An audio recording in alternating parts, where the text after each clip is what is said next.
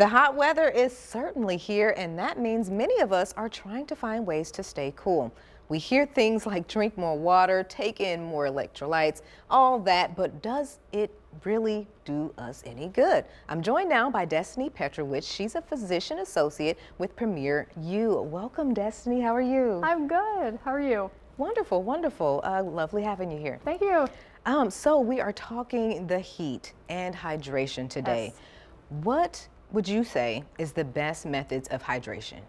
So staying hydrated is a key component to fighting the heat. We're under a heat advisory today, right? You walk outside and it takes your breath away. So, it's recommended that women take in on average about 90 ounces of water a day and men 120 ounces of water a day, right? And many of us, I think, will admit, are not getting that much water in. So just focusing on, drinking water, focusing on high fluid-filled vegetables and fruits, and avoiding caffeine and a lot of sugar in your drinks is going to help you to stay the most hydrated.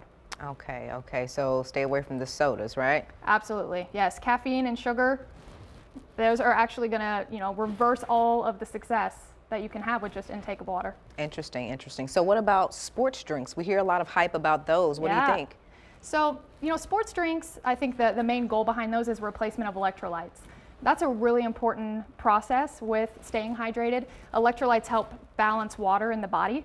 They help us to replace the electrolytes we lose when we sweat.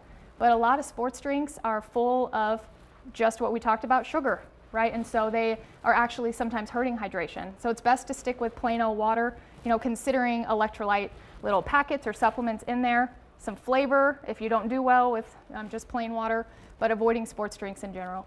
Okay, so there's a little myth bust right there. Okay. Sure is. All right, so I've heard something about IV infusion therapy. What is that? Yeah, IV infusion therapy, it's a newer, opportunity in healthcare. That's super exciting. Typically in the past when you were really dehydrated, there was no option for quick fluid replacement other than potentially going to something like an emergency room, which is taking up resources and time and money. That's not necessary. So now there are opportunities in clinics to come into that office, get some fluid replacement, get nutrients replaced, all in an IV, sitting in a super comfortable recliner. Way better than a hospital bed. Okay. Wonderful advice there. So what advice can you offer people who can't escape the heat? They're out there working, their Sure. job puts them outside. What do you say for them? Just focusing on staying hydrated. Have a water bottle nearby. Prep that morning knowing I'm going to be out all day, so I'm going to take a big water bottle. I'm going to make sure I have my electrolytes. Sipping on it throughout the day, trying to get at least 8 ounces per hour is going to be goal that you're outside.